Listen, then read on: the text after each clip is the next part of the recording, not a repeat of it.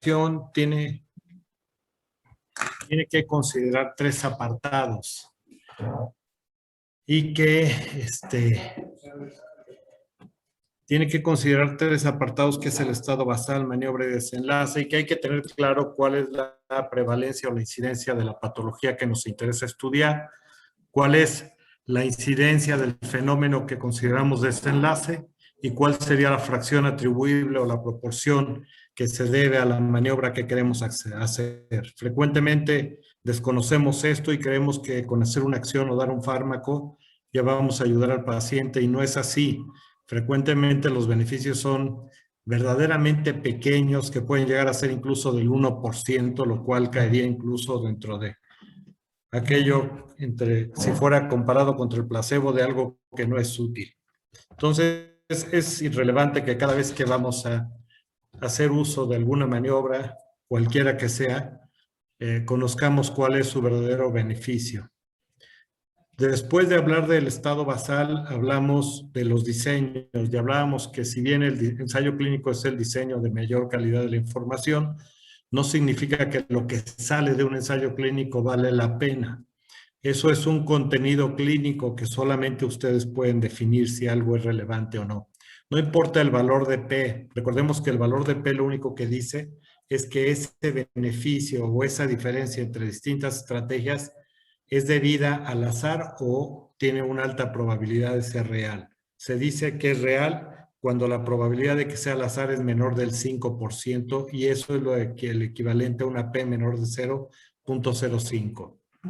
Entonces nos tiene que quedar claro que la significancia estadística no significa relevancia clínica.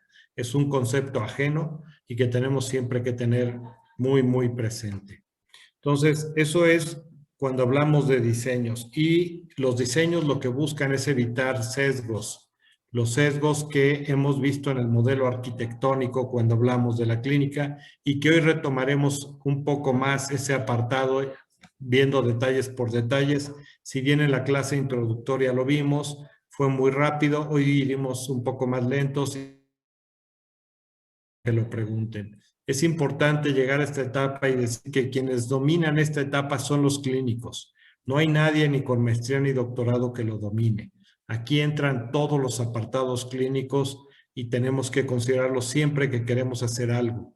No es una acción lo que va a resolver un problema, es la historia completa del paciente más lo que vamos a hacer como acción terapéutica nosotros. Entonces, es importante y por eso es relevante. Bueno, el objetivo de tener cuidado con todos estos apartados también es para evitar sesgos. No solo es un intento del diseño. El diseño es como un intento, pero sin que vea uno lo que está dentro. Es como ir un poco siguiendo una serie de criterios y asumiendo que lo que ocurre dentro de esos criterios va a ser lo correcto. Y cuidado, no es del todo cierto. Forzosamente tenemos que seguir la clínica. Y hemos hablado de estos tres apartados. El primero es cómo se selecciona la población, y es el ensamble. Y hay tres apartados que tenemos que considerar siempre en la selección de la población.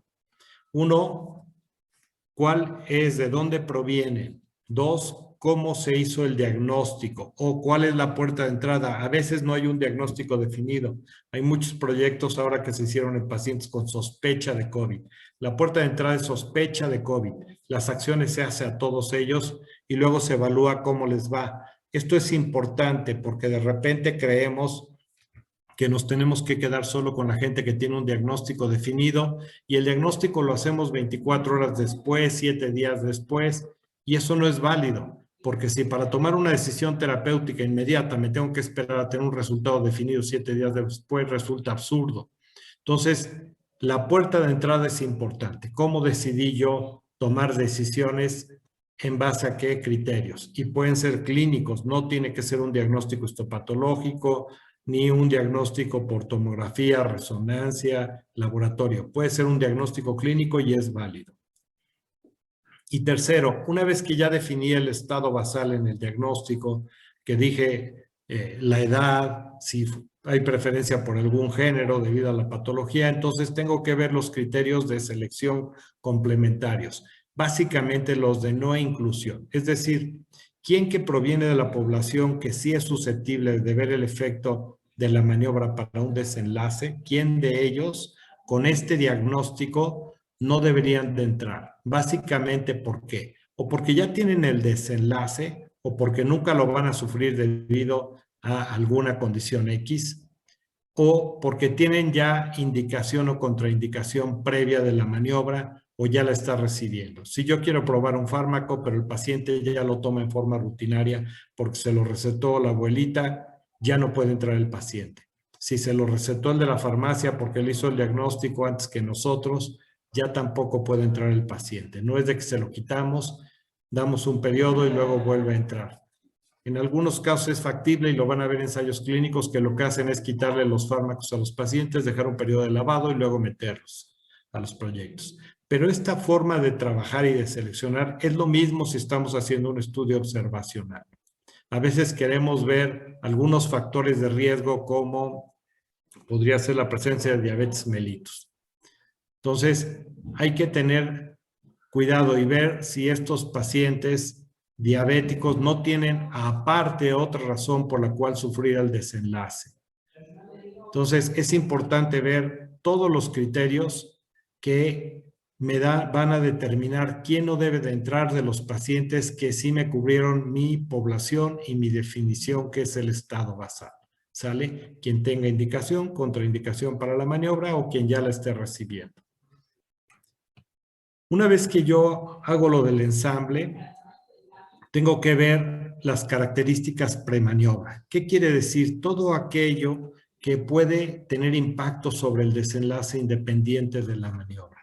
Si es independiente a la hora del análisis, el efecto de la maniobra se va a conservar, pero si hay cierta relación entre la maniobra o la acción que hay en el estado basal y la maniobra principal y el desenlace, entonces se va a ver modificado el efecto de la maniobra. Y esto es muy importante, porque no en todo mundo la respuesta terapéutica es la misma. Pueden revisar ustedes en cáncer de mama y en cáncer cérvico-uterino, cáncer de ovario, que de acuerdo al estrato la respuesta terapéutica es diferente. Y eso es importante porque hay algunas áreas donde se han metido toda la población y luego se asume que lo que ocurre le sirve igual para todos los estratos, lo cual no es cierto. Entonces, es importante tener presente cuál fue la población predominante en ese estudio, porque seguramente es la población que recibe el beneficio, no suele ser toda. Entonces, hay que tenerlo claro siempre. ¿Y qué podemos considerar aquí? Desde el tiempo de evolución de la enfermedad por la que viene, la edad del paciente, sus condiciones generales que puede ser estado nutricio, estado de ánimo, capacidad funcional, condición física, las características clínicas ahora sí de la enfermedad, que ustedes pueden ver qué manifestaciones clínicas ha tenido, si ha tenido manifestaciones locales, manifestaciones sistémicas, y después todas las morfológicas, que es lo más tradicional utilizado, que es cuál es el tipo de lesión que tiene, qué estadio está. Por supuesto, hay que ver si hay comorbilidad. La comorbilidad haya asociada y no asociada a la enfermedad que nos interesa. En un diabético, la comorbilidad asociada es obesidad, es dislipidemia, es trigliceridemia. En un diabético no asociada puede ser el asma. Hay que conocer el estado cultural y socioeconómico de nuestros pacientes. No es lo mismo sufrir una enfermedad aguda y tener dinero que no. La atención inmediata es sumamente importante en ese momento. Y en enfermedades crónicas también, al parecer el cambio de hábitos, si no tiene uno cierta cultura y cierta actitud, difícilmente va a cambiar los hábitos. Y ahí entra en gran parte el estilo de vida. Por supuesto que podemos preguntar también antecedentes heredofamiliares y ellos van a contribuir también en ocasiones para predecir qué es lo que puede ocurrir. ¿Cómo es que el ensamble, la primera parte es importante? Bueno, porque el ensamble nos va a incluir una población que puede sufrir el desenlace. Si incluimos una población que no tiene posibilidad de sufrir el desenlace, entonces no vamos a ver el efecto de lo que hacemos. Entonces, es importante siempre preverlo. Si ustedes quieren estudiar, mencionábamos anteriormente, tuberculosis, no lo van a hacer en una zona de alto nivel socioeconómico porque no va a haber casos. van a tener que meter 10,000, 20,000 pacientes o sujetos sanos antes de ver que alguien sufra un cuadro. Lo tiene uno que hacer en un lugar de alta prevalencia de tuberculosis, como puede ser en la sierra, y ahí podemos ver si hay beneficio o no de nuestras acciones. Lo mismo si quieren ver riesgo cardiovascular, no van a tomar población sana o población que tiene baja probabilidad. Tienen que tomar una población que tiene un alto riesgo de sufrir el desenlace.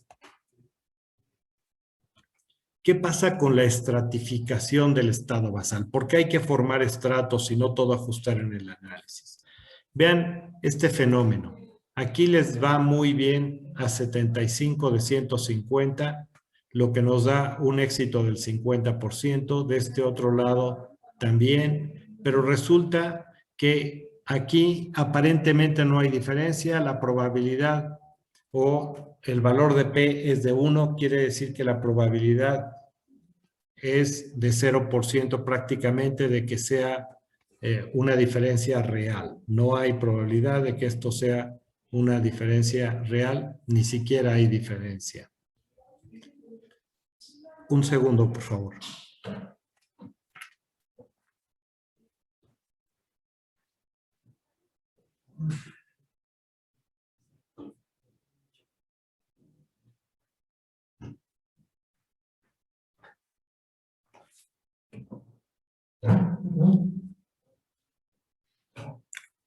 Ok, pero tenemos que ver si ya hay una cierta probabilidad de sufrir el desenlace y ver que no es suficiente con aleatorizar.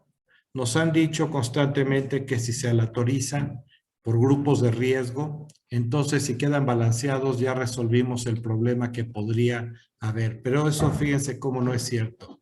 Aquí la aleatorización es extraordinaria. Tenemos la mitad de cada estrato para cada maniobra.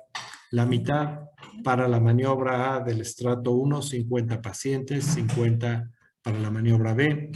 Y lo mismo en el resto de estratos. Están perfectamente bien distribuidos. Pero cuando nosotros vamos a explorar lo que ocurre al interior de cada estrato, podemos ver que el éxito es extraordinario en un primer estrato, en el 0%, y la probabilidad de que esta diferencia sea real es muy alta, es del 99%. La probabilidad de que sea al azar tan solo es de 1%. Entonces, es claro que es diferente entre estos estratos. En un estrato medio no hay diferencia entre las maniobras y en un estrato avanzado es muy superior B contra A. Entonces, vean, cuando hacemos una estratificación, ahora sí podemos ver el efecto de cada una de las acciones, que es diferente, mientras que en la suma total el promedio es igual. Entonces, si nosotros no hacemos un análisis estratificado y a todos los vemos por igual, no importa que hayan quedado bien balanceados en una y en otras de las maniobras, no vamos a ver este efecto. Vean esto, aquí aparentemente es extraordinario B no, pero cuando vemos al interior de los estratos es el mismo resultado que hace rato. Lo que ocurre es que no hay estratos avanzados. Esto ocurre mucho en sus artículos de cáncer de mama cuando se hacen en países desarrollados. Predominan estadios tempranos, les va muy bien con ciertos fármacos y resulta que cuando llegan a nuestro país y a países en vías de desarrollo más pobres que nosotros, donde predominan los estadios avanzados, no funcionan los fármacos de la misma forma. Entonces, ¿a qué se debe exactamente este detalle? Es muy probable, no lo sabemos, que se dieron cuenta, pero a la hora que abren la puerta y permiten que entren de todos los estratos, procuran que predominen aquellos estratos en donde ya saben que el beneficio es mayor. Entonces, cuando lean un artículo, vean qué estratos predominan y en eso sí hay un beneficio, pero es probable que en el resto el beneficio no exista, aun cuando los criterios de selección hubiesen dejado que entraran pacientes con estadios avanzados. Pero frecuentemente en esos estudios solo tenemos un 5, a veces un 10% de pacientes. El hecho de que estén incluidos en los criterios de selección no significa que van a responder igual. ¿Qué pasa con la ejecución de la maniobra? Tenemos que medir la calidad. Si no medimos la calidad de la maniobra, no podemos garantizar que algo sirve o no sirve. Esto es algo que asumimos. Llega un paciente, le damos tratamiento y pocas veces hacemos en la consulta habitual un seguimiento detallado del apego a la terapia. O un procedimiento quirúrgico, no evaluamos quién lo hizo, si lo hizo un médico con una gran experiencia, un médico joven, recién egresado, un residente.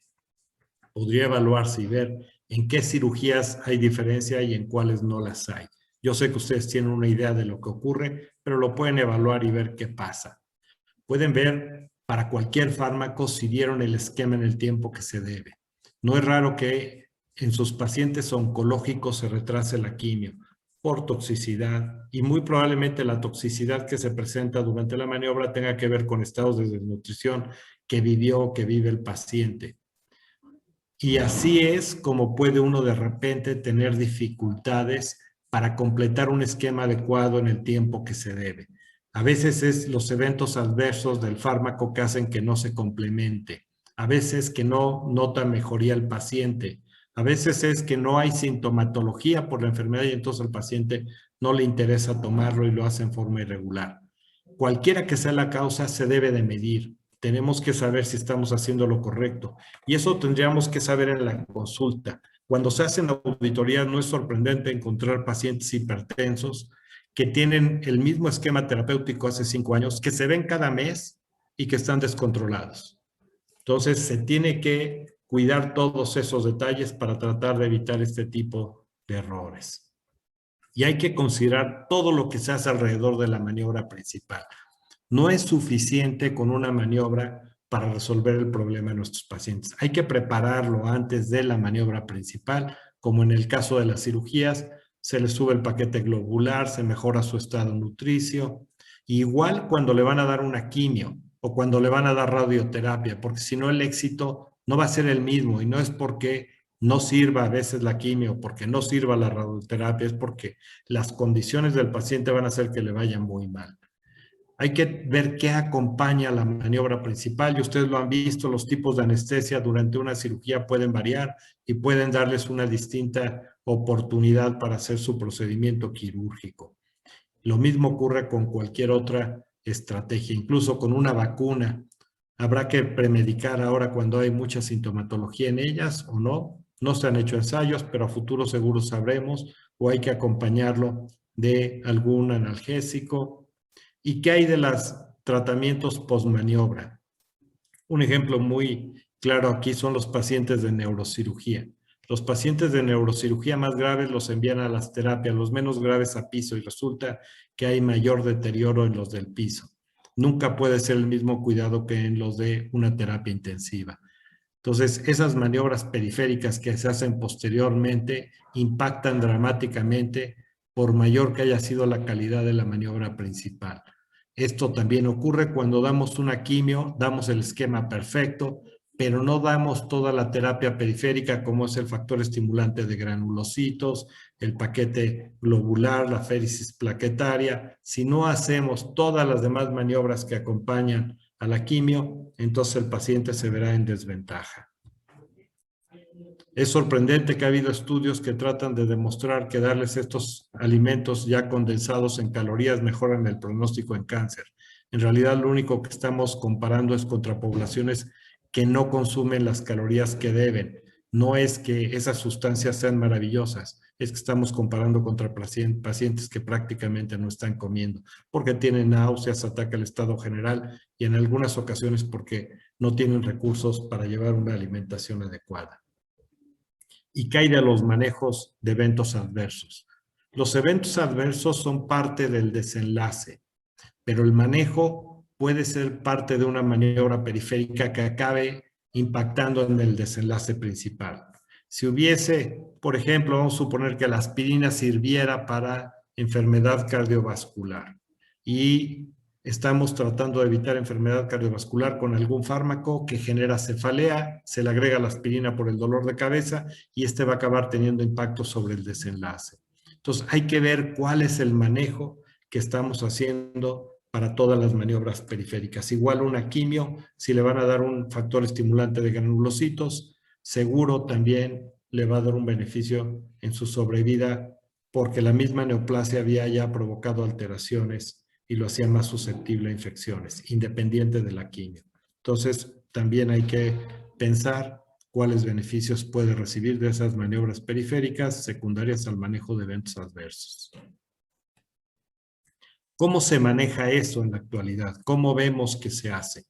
Bueno, generalmente para controlar el efecto y la calidad de la maniobra principal, lo que tenemos que hacer es medirla y medir qué calidad hay de las maniobras. En los artículos, la mayoría de las veces, lo que vemos es que se hace un análisis por intención al tratamiento. ¿Qué quiere decir? Una vez que es asignada la maniobra, si tuvo maniobras periféricas pre, trans, post, o no se tomó en forma adecuada el fármaco, o la calidad de la maniobra no fue la adecuada, no importa. Una vez asignado a la maniobra B o a la A, se van a cuantificar en esa maniobra hasta ver el desenlace.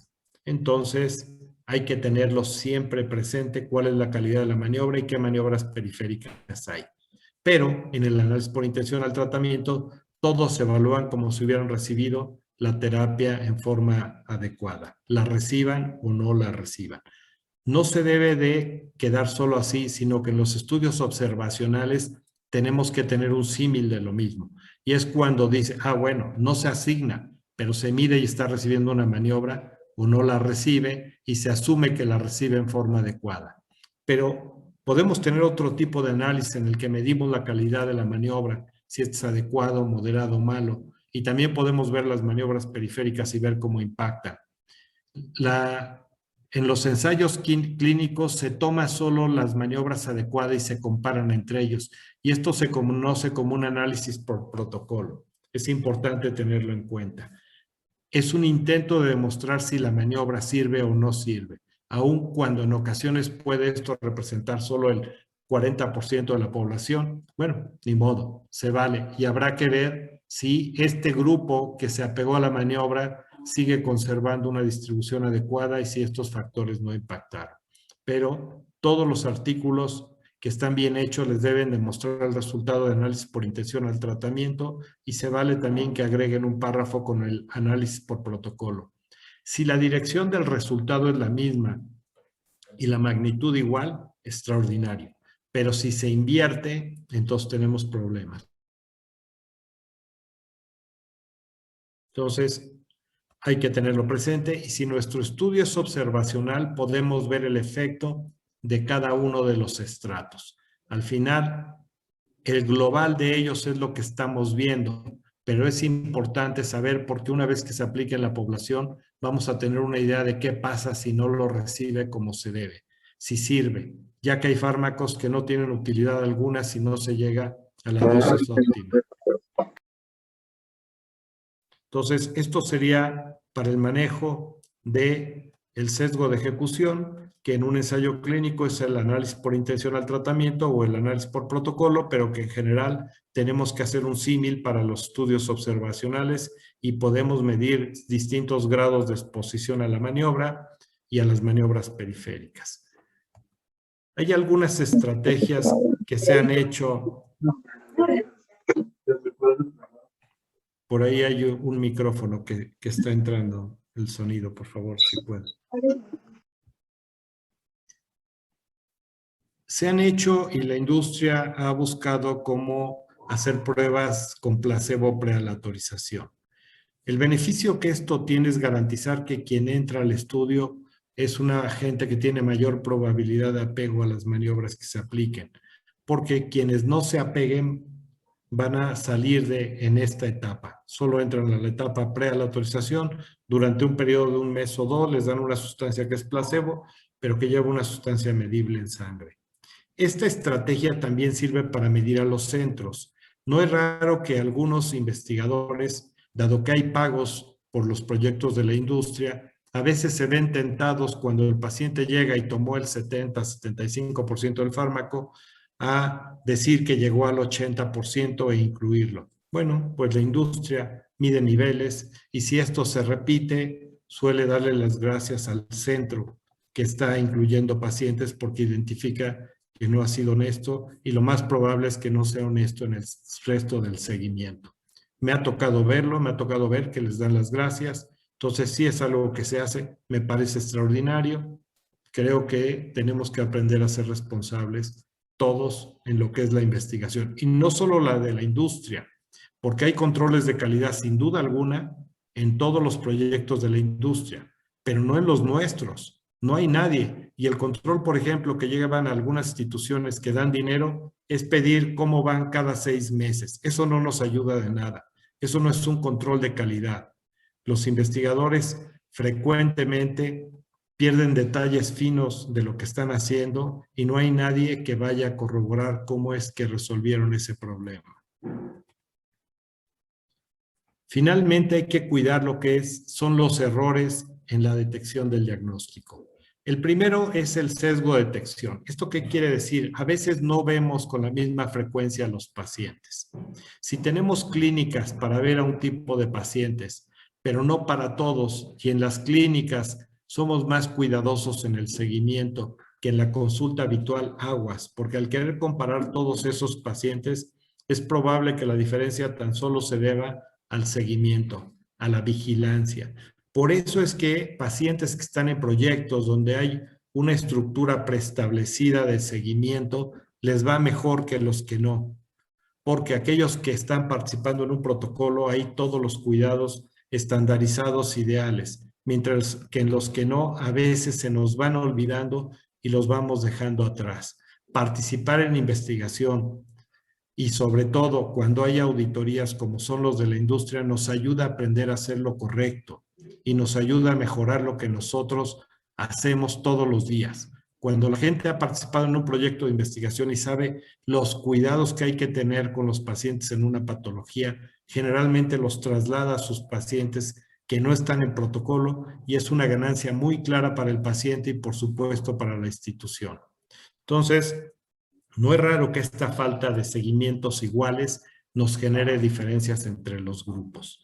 Puede ser que se vean en forma diferente un grupo que otro a veces porque hay más eventos adversos en uno y entonces implica más valoraciones. O puede ser porque se está ajustando la dosis continuamente de un fármaco y eso nos da distintos resultados. Entonces es importante tenerlo presente y saber que las mediciones al final van a ser el mismo número en ambos grupos. Y lo que es el sesgo de transferencia. A veces tenemos pérdidas de pacientes y nos han dicho que aumentemos el tamaño de muestra un 20%. Sí, esto tiene el beneficio de mantener suficiente población para poder hacer el análisis, pero no nos quita el error que genera la pérdida de pacientes, que es el sesgo de transferencia. Si perdemos pacientes, vean este ejemplo, se perdieron 20 de 200, es el 10%. Aquí aparentemente es superior la maniobra B, 87.5 contra 80. Pero cuando aparecen estos pacientes, estos 20 en realidad habían muerto. El éxito tan solo es del 70%. Es claro que es superior a que B. Entonces vean cómo aún perdiendo pocos pacientes puede ir a la inversa el resultado. Por lo tanto, tenemos que demostrar que los pacientes que se pierden son iguales que los que no al interior del mismo grupo en todas las características hasta antes de su pérdida y que son iguales también hasta ese momento mismo en el grupo comparativo, de tal forma que garanticemos que se perdieron al azar y no que se perdieron porque tuvieron más efectos adversos, más fallas terapéuticas u otras alteraciones. Es así que tenemos que tener conciencia de lo que es el ensamble. Si no hacemos un buen ensamble, el resto no tiene importancia. Si nosotros vamos a usar una vacuna para prevenir una enfermedad, pero nos vamos a una población donde la probabilidad de sufrirla es baja, pues no podemos demostrar que sirve la vacuna, porque es muy probable que así la comparemos contra nada, no haya casos tampoco en el otro grupo, y si no tuviéramos grupo comparativo, parecería que es una maravilla. Entonces, hay que tener siempre presente esto, sobre todo cuando hacemos estudios de antes y después. Hay que tener claro todas las condiciones del paciente, de la enfermedad, toda la historia de estilo de vida, condiciones generales del paciente, historia familiar, que puedan impactar en el desenlace y que incluso puedan tener también relación con la maniobra que estamos evaluando. Hay que ver la calidad de la maniobra y todas las maniobras periféricas y hay que ver que la medición del desenlace siempre sea igual para todo el mundo. Si se fijan, esto que estamos viendo y que hemos mencionado, que nos puede llevar a las pérdidas, a sesgos, incluyendo por pérdidas, que es el sesgo de transferencia y que siempre hay que decir qué pasó. No se vale que cuando vamos a hacer un estudio observacional agarramos los expedientes y decimos, este paciente ya no lo seguimos porque se perdió, entonces va para afuera. Este paciente le falta la nota de ingreso, entonces va para afuera. Este paciente le faltaban laboratorios, va para afuera. No los podemos sacar.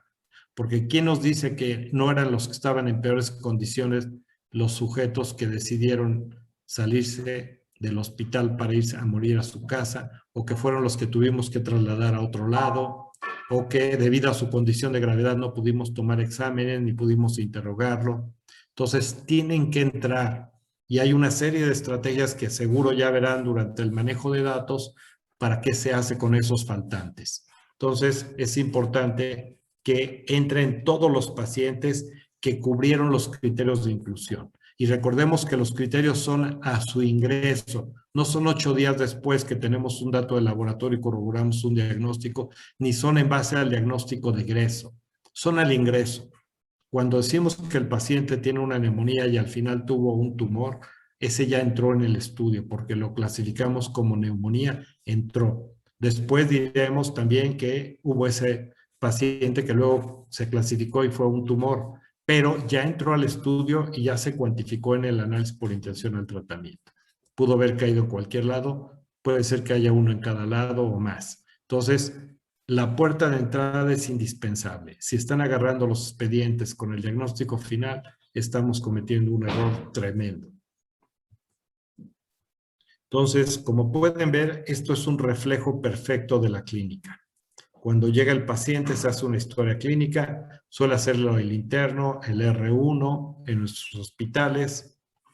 Tenemos que ver qué es lo que están haciendo de tratamiento, todo lo que ocurre alrededor de la terapia una vez que inicia, es decir, no nos quedamos con que quedaron balanceados de condiciones basales y ya.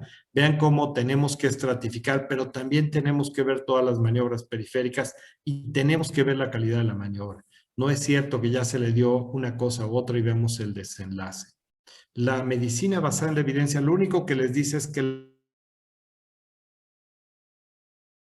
objetivo. ¿Qué hacer con el paciente? Es una decisión clínica. Que si lo que dice ese fármaco que es mejor que el otro tiene una utilidad clínica, esa es una decisión del médico. ¿Es relevante esa diferencia que muestro? Solamente es algo que sí, es estadísticamente significativo, pero el beneficio es de 1 en 1000 pacientes. Entonces, la decisión de hacer uso de algo porque resultó mejor que el otro, aguas, es de cada clínico y de cada institución que responsablemente tiene que ver cuál es el beneficio real de esa molécula. No porque fue significativa y fue en un ensayo clínico y le llaman la máxima evidencia, implica que ya se debe de hacer eso como estrategia para nuestros pacientes. Ese es otro asunto. Nada más vean cuántas variables hay que considerar. ¿Por qué asumir que todo es simplemente la acción de un fármaco o de una maniobra? ¿Y qué queremos ver? No todo es ver que generemos sobrevida. A veces ustedes en sus terapias hay sobrevida mayor de 2 meses. A veces de 1 mes, pero ¿en qué condiciones? Se pasa ese mes internado el paciente por la neoplasia en malas condiciones, se lo pasa en estado de coma prácticamente. ¿Cómo es que vive ese mes? Debería de ser ponderado siempre. Entonces, no solamente es que sobreviva, sino cómo sobrevive y qué efectos adversos tiene también. Entonces, tenemos que evaluar no solo que esté libre de enfermedad, sino también si está viva con recaída y si esto es temprana o tardía, o si la sobrevida es con actividad tumoral. Y hay que ver de qué murió, si fue por actividad tumoral o si fue por toxicidad o si fue por las dos. Entonces, esto en realidad es la clínica y es lo que debe de dominar nuestro juicio y nuestra evaluación de lo que leemos y de lo que hacemos. Si bien recuerdan, les envié el artículo que está publicado en la Gaceta Médica de México. De esta nueva serie es el tercero.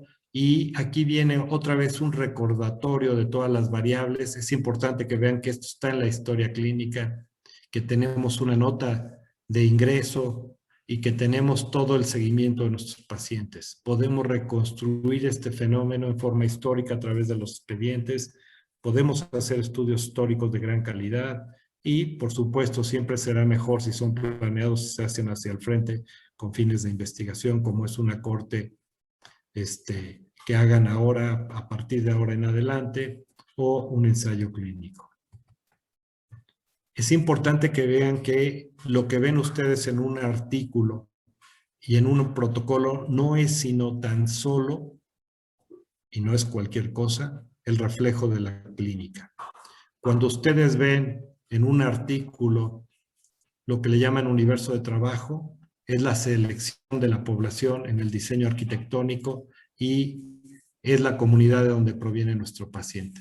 Todos sabemos, desde que cruza la puerta de nuestro consultorio, ya tenemos una idea de dónde proviene nuestro paciente y sabemos qué probabilidades tiene de tener una enfermedad u otra y qué probabilidades tiene de que mejore o no. Entonces, es importante desde ahí irlo viendo. Todos, cuando están los criterios específicos de la condición en estudio, es lo que se conoce como definición del diagnóstico en el modelo arquitectónico, y nosotros de eso dependemos para empezar a tomar decisiones. Entonces, las razones de cada uno de los apartados del modelo arquitectónico son clínicos. La descripción del modelo arquitectónico es a partir de la clínica. Lo hizo un clínico, quien empieza describiendo y quien hace toda la metodología, y que ustedes podrán consultar en las referencias que les envié. Son 7 libros que tiene, extraordinarios, porque hace una descripción muy meticulosa de lo que es el juicio clínico. El juicio clínico no es ningún arte, es el método científico aplicado a la clínica. Y eso no nos los va a enseñar ningún epidemiólogo clínico, ningún investigador básico. Solo nos los puede enseñar nuestro profesor de clínica. Entonces tenemos que regresar a esos extraordinarios clínicos que siempre ha habido.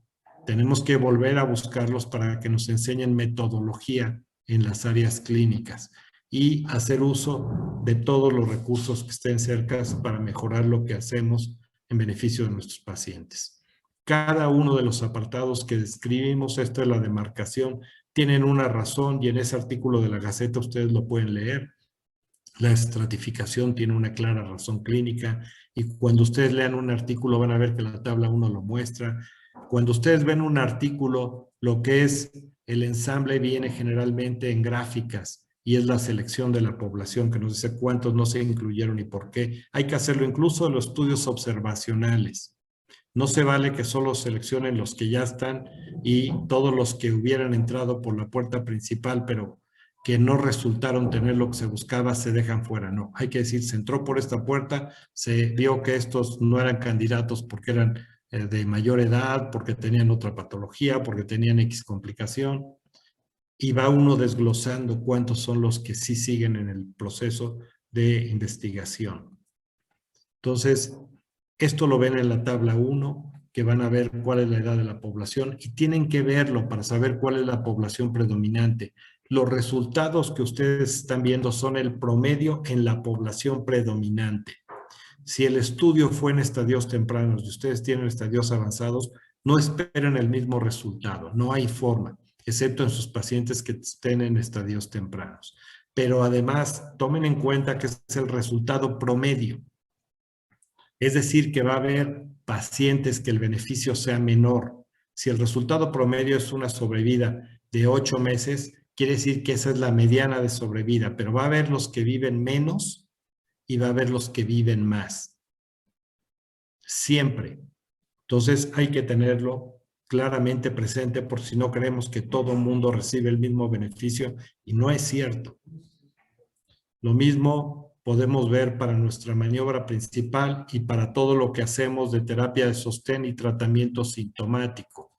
Todas las maniobras periféricas que ocupamos siempre en la atención de los pacientes tienen que ser medidas y tenemos que ver cuál es su impacto en el desenlace final, independiente de la maniobra principal. Frecuentemente lo que hace el cambio son las maniobras periféricas.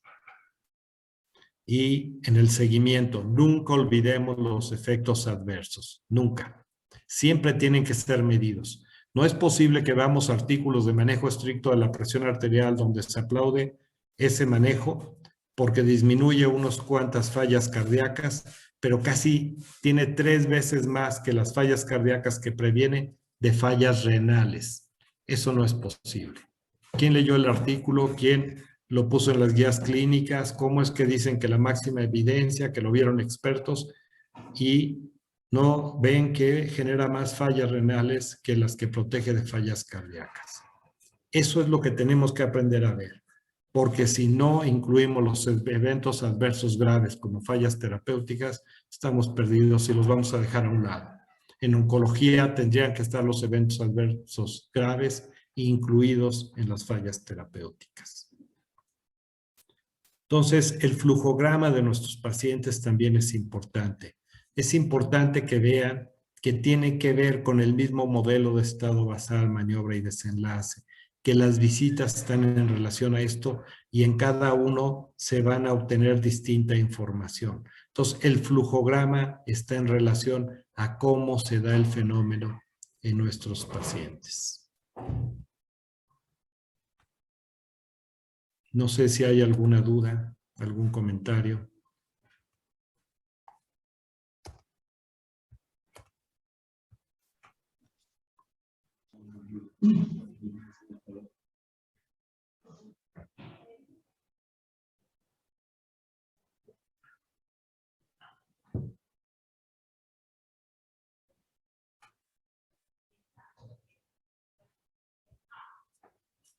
La semana que viene el ejercicio es básicamente que tratemos de hacer aquí un proyecto. Voy a ocupar que prendan cámaras porque lo vamos a hacer entre todos. Si hay quien tenga un pizarrón y quien esté proyectando, vamos a armar aquí un protocolo con esta estructura entre todos de un tema que a ustedes les interese. Yo los voy a ir guiando, ustedes son los expertos, yo les voy a preguntar y lo vamos a ir armando en el pizarrón que alguien pueda proyectar y que vaya poniendo con plumones y nos permita ver cómo se agregan las variables e iremos discutiendo las razones que ahora hemos visto en teoría. Entonces, les pediría que piensen qué proyecto les interesa, de qué área, y que tengan previsto un pintarrón, cómo es que la imagen principal va a ser ese pintarrón, y que prendan sus cámaras quienes vayan a colaborar en la discusión para que yo nada más los guío. Yo no soy de su área, pero ustedes lo van a hacer. Yo nada más los voy a guiar siguiendo esta estructura. En el sistema de Zoom hay una parte que es pizarra, que quizás se pudiera utilizar. No sé si la haya usted utilizado alguna vez, doctor. Lo intentamos. En el mismo de compartir pantalla viene una donde se comparte pizarrón. Entonces pudiera ser una opción. Puede ser una opción. Y vemos que alguien nos ayude, alguien que conozca el tema por las palabras y todo, que nos ayude, le vamos diciendo cómo y nos ayuda. Si yo puedo, trato de ver si hay algún alumno, exalumno del área que nos ayude a armarlo. Mira, este sería sí, luego cuesta trabajo escribir. Cuesta un poco de trabajo luego escribir, pero podemos intentarlo. Claro que sí. Si se puede hacer algo de antemano y ya nada más ir rellenando, yo veré si se puede y lo intentaré hacer para facilitar el proceso. Ok, y si no, aquí desde donde estamos transmitiendo, también tenemos el acceso a un pizarrón. Entonces, quizás sería nada más ver cuál sería más conveniente, si la pizarra del Zoom o a través de la cámara de aquí de transmisión. De acuerdo, me parece bien. Yo lo exploro y veo si se puede en la pizarra del Zoom. Lo ocupamos. Perfecto, doctor. ¿Alguien que tenga algún comentario? Decíamos desde el inicio que si tenían alguna duda con respecto a su tesis, que podían en un momento dado enviarlas a través del chat para, de alguna manera, en esta próxima sesión, a lo mejor irla construyendo, sumando esas dudas, ¿no, doctor? ¿Podría ser? Lo que ustedes quieran. Yo les diría, tomen un proyecto del servicio, un proyecto que tienda a ser más grande para que se vayan incluyendo las gentes. Algo que hay que promover a futuro son los proyectos genéricos, es decir, grandes proyectos donde todos alimentan la misma base de datos y después todos tienen oportunidad de explotarla bajo criterios específicos de ensamble, es decir, la selección cambia para todos, pero se tiene una estructura base de una gran corte que luego todo el mundo puede explotar, y eso mejora la calidad de las cosas. Entonces, si quieren pensar en algo así para ginecos, sería extraordinario. Sí, doctor, totalmente de acuerdo. ¿Alguien que quisiera comentar algo o que quisiera proponer alguno de sus temas? Y si no, bueno, tenemos una semana, ¿no? Para, con anticipación. Dentro de 8 días lo haremos. ¿Alguna lectura recomendable para la próxima clase, doctor? Que repasen esto que vimos y el artículo 3 de la Gaceta Médica, porque ahí está desglosado todo y solo vamos a seguir esos pasos. Ok. Gracias, Bien. doctor. No, muchísimas gracias por todo el Buena esfuerzo que tarde. hace, doctor. Con Bien, gusto. muchísimas gracias. Buena tarde. Buena tarde. Buenas tardes a todos.